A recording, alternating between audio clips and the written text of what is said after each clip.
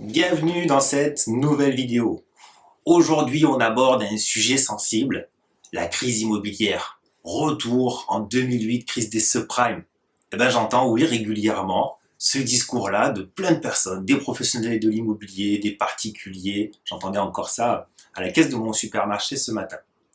Et en fait, je vais essayer tout simplement aujourd'hui de vous transmettre ce que moi je fais régulièrement. J'analyse 3 graphiques qui me permettent de comprendre comment évolue le marché immobilier, prendre des décisions bien évidemment pour mon groupe, et surtout voir pour l'avenir prochain, quelle sera la tendance. Si tu ne me connais pas, je m'appelle Nicolas Markovic, je suis le fondateur d'un réseau de mandataires qui s'appelle LGM Immobilier. On est présent sur tout le territoire français et également les départements d'outre-mer. Je suis aussi le fondateur d'un centre de formation qui s'appelle Grow Up Academy, qui est dédié aux professionnels de l'immobilier. Et donc il est important pour moi d'analyser différentes informations pour mettre en place des actions, rassurer mes équipes, modifier certaines fois les formations, les outils en fonction de l'évolution du marché pour qu'ils puissent tous sur le terrain être performants, aiguiller les clients de la meilleure des manières. Donc je vais te transmettre en fait des informations que je garde normalement secrètes pour moi, mais je pense qu'elles vous seront à toutes et tous utiles parce qu'il y a plein de questions que tout le monde se pose. C'est les prix, est-ce qu'ils sont réellement en train de baisser? Est-ce que je dois peut-être attendre pour vendre ma maison? Est-ce que c'est le moment d'acheter? Est-ce que ce métier est toujours intéressant? J'avais prévu de me reconvertir, mais c'est plus compliqué actuellement. Donc je t'invite tout de suite à liker cette vidéo et surtout à t'abonner à ma page pour ne manquer aucun autre sujet lié à l'immobilier. Ce qu'on va faire tout de suite, c'est que je vais te retrouver derrière mon écran d'ordinateur, je vais te partager 3 graphiques que j'analyse régulièrement. C'est parti. Alors, on se retrouve du coup sur mon ordinateur avec tout de suite en fait ce premier graphique. Ce premier graphique qui est lié, comme vous le voyez, au taux des crédits immobiliers qui sont pratiqués chez les particuliers. Pourquoi je regarde ce graphique? Tout simplement parce que l'évolution des prix sont étroitement liées bien évidemment au taux qui est pratiqué. La capacité d'endettement aussi va être différente en fonction d'un taux qui est pratiqué. Et on sait tous, on ne va pas aujourd'hui annoncer quelque chose d'exceptionnel, on sait tous que les taux sont montés en flèche actuellement et sur une période extrêmement courte. On le voit ici. On a pendant une longue période eu des taux extrêmement bas, ils nous donnaient quasiment de l'argent. Et aujourd'hui, on se retrouve à avoir une évolution qui part de 1%, et là, on est sur donc mi-2023, on est à un peu plus de 3%. Et donc, il y a beaucoup en fait de personnes qui, en rapport avec ça, se posent la question, est-ce qu'il est réellement toujours intéressant d'acheter? Que va-t-il se passer par la suite? Est-ce que, en fonction des taux qui sont élevés, les prix baissent d'une façon importante, etc., etc., etc. Ce que je veux faire déjà, c'est faire une analyse globale et ensuite, peut-être, on pourra essayer de répondre en détail sur plusieurs questions. Premièrement, ce qu'il faut regarder, c'est que l'évolution, vous voyez, elle a été faite là sur ce graphique entre 2001 et 2023. On voit que, on va partir sur cette idée là des crises des subprimes, 2008, on avait des taux qui étaient élevés, qui étaient à un peu plus de 5% et qui ont dégringolé derrière pour arriver à plus de 3, c'est-à-dire l'actuel. Il y a eu ensuite un léger rebond et c'est descendu 2017 jusqu'à maintenant. Il y a quelques éléments aujourd'hui annexes en fait aux taux qui sont pratiqués qui nous permettent de garder, on va dire, quelque chose de positif par rapport à tout ça. Parce que se dire, j'ai des taux qui étaient à 1%, qui montent en flèche comme ça, on est à je vous dis un peu plus de 3%, on a une tendance à se dire, ça va monter encore vers les 4,5-5% pour le début de l'année prochaine. Donc on est en train de se dire, c'est quand même compliqué parce que en l'espace de quelques mois, un an, j'ai peut-être 15, 20, 25% de capacité d'endettement qui est différente. J'avais à l'époque, je dis n'importe quoi, 300 000 euros d'enveloppe qui m'était proposée par ma banque. Aujourd'hui, il ne me propose plus que 260. Donc effectivement, à 260 000 euros, je ne pourrais pas acheter le même bien immobilier, peut-être avec des prestations du coup moins intéressantes pour moi, une pièce de moins. Donc, il y a plusieurs choses qui se passent. Soit on reporte tout simplement son projet immobilier, soit on rate le défaut de tiroir, on fait des concessions, on demande ou autre, etc. Ça reste un petit peu compliqué. Qu'est-ce qu'il faut comprendre? C'est que là, moi, j'ai eu très récemment une discussion assez importante avec un grand groupe aujourd'hui qui fait du crédit immobilier. Et il y a plusieurs facteurs qui sont quand même au vert. Parce que là, on a mis un facteur avec un warning en rouge. Le premier facteur, c'est l'apport personnel. On a eu en fait pendant très longtemps, là, si on repart sur mon graphique, donc on a eu pendant très longtemps, là, ici, une période où ça a baissé, ça a baissé, ça a baissé. On a eu cette période-là où on avait le double effet qui se coule, c'est-à-dire on avait un taux extrêmement bas et on avait des conditions bancaires qui étaient très favorables, c'est-à-dire peu d'apports personnels, des durées extrêmement importantes, et ça s'est dissous au fur et à mesure des années. On a eu un renforcement là ici qui nous a un petit peu handicapé dans le sens où on demandait beaucoup plus d'apports. Je ne vais pas revenir sur tout ce qui s'est passé l'année dernière, en 2022. Et là, en fait, on est en train de décoincer ça. Et c'est ça qu'il faut essayer de comprendre aujourd'hui. C'est que oui, le taux monte, mais on a des facteurs qui se décoincent. C'est notamment la durée qui est aujourd'hui, avant c'était toléré 20 ans, et au-delà c'était très compliqué d'obtenir un accord de crédit. Aujourd'hui, il nous facilite énormément en fait des validations de dossiers bancaires sur 25 ans. Et le deuxième élément, c'est que avant, c'est quasiment impossible de ne pas amener 8, 10, des fois même 15% d'apport personnel pour valider le dossier bancaire. Aujourd'hui, on se retrouve à avoir des financements à 110% qui passent beaucoup plus facilement. 110%, c'est quoi?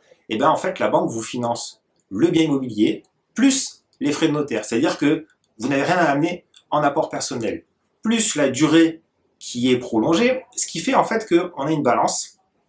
Et la balance aujourd'hui, elle est en train de revenir à zéro, mais elle est en train de se réajuster. On a des taux, oui, qui sont montés en flèche, ça a fait basculer la balance, mais c'est revenu comme ça en se disant, voilà, aujourd'hui on a des conditions d'octroi de prêt qui sont un peu plus favorables.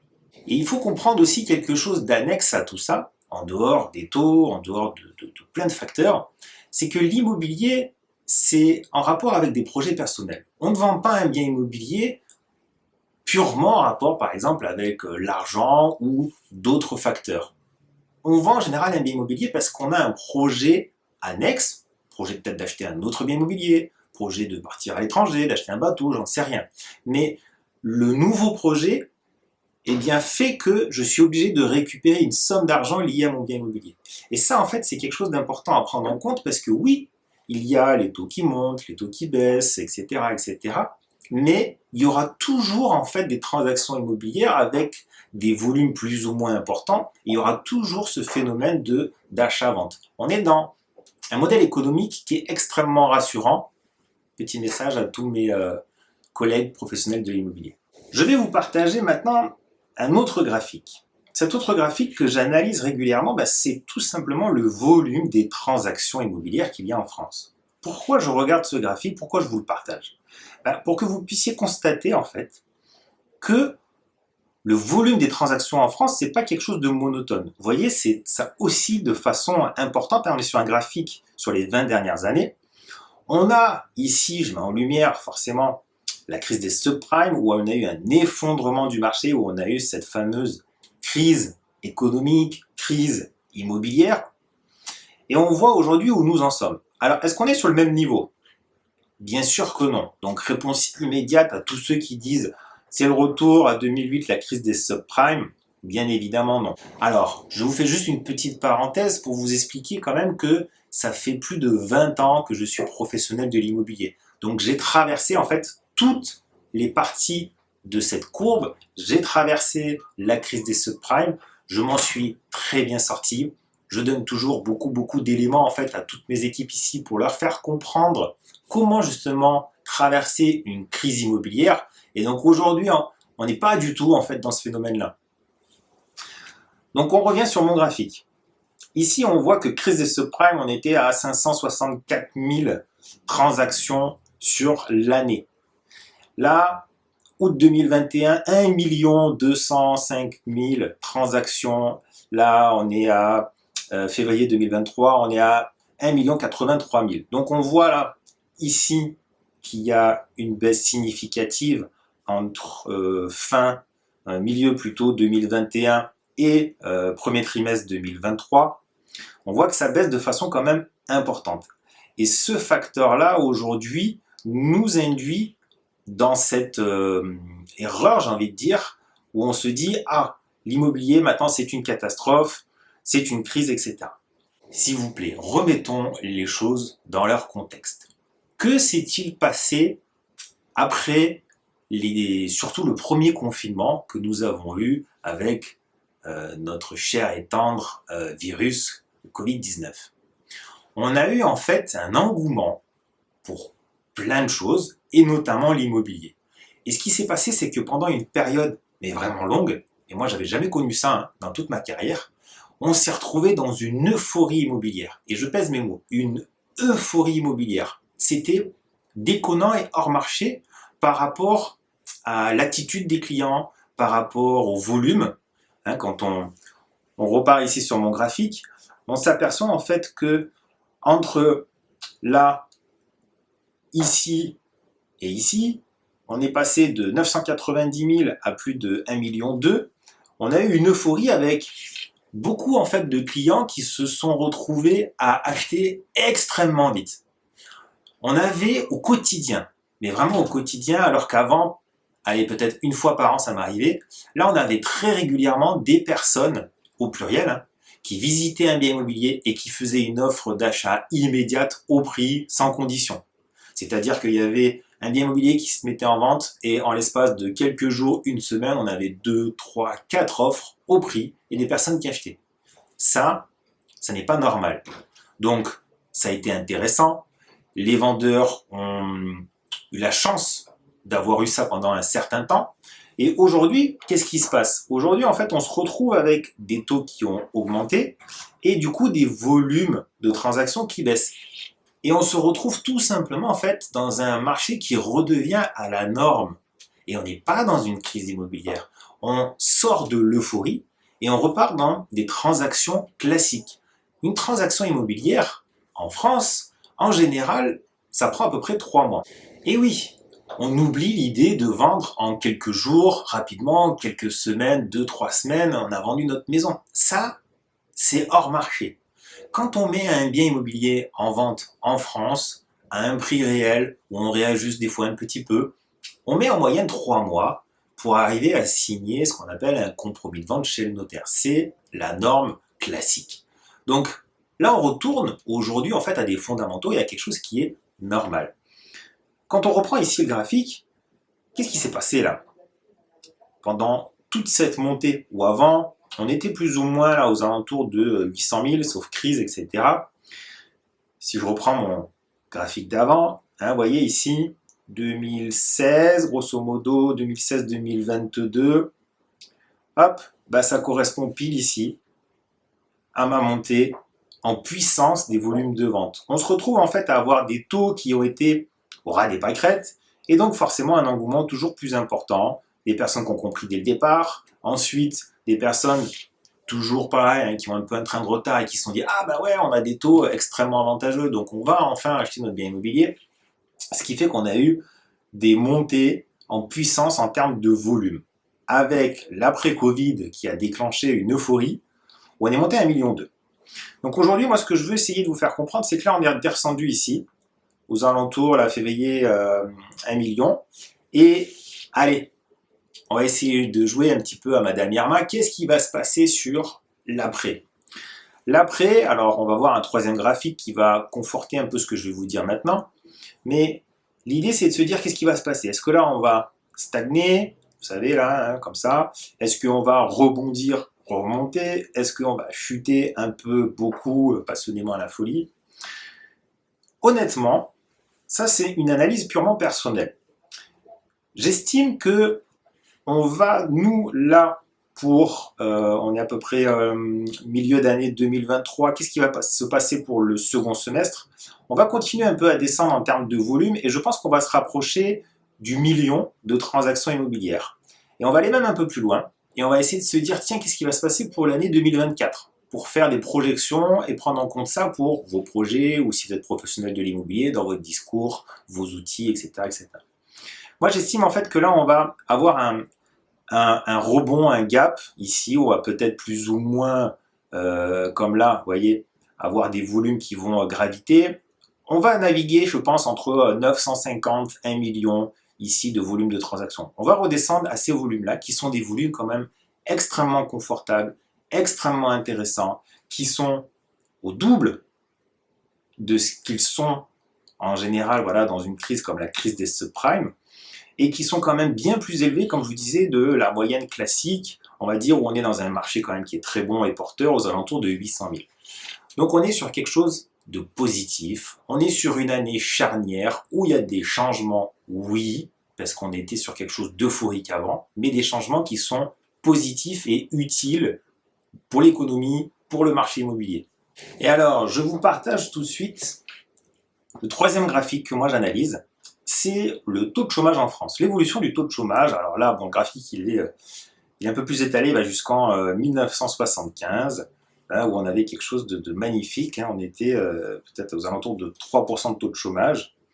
On a plus ou moins ici, vous voyez, un gap aux alentours de 7, 7,5% de taux de chômage, qui est quelque chose qui est relativement correct. Et après, on a des pics où on est monté à 11%. Alors, on va essayer de se rapprocher des analyses qu'on a pu faire juste avant, et surtout, voilà, cette fameuse crise des subprimes. Crise des subprimes, qu'est-ce qui se passe ici? 2008. 2008, 2009. Arrivée de la crise des subprimes, on a un gap extrêmement important, on a une montée du taux de chômage en France, et ensuite, ça a continué. On a eu la même chose pour le Covid, où on y a été redescendu petit à petit, etc. Covid arrive, forcément, il a fallu prendre certaines décisions pour beaucoup d'entreprises. D'un coup, ça a été radical, il y a une montée du taux de chômage, mais ça s'est rajusté relativement rapidement.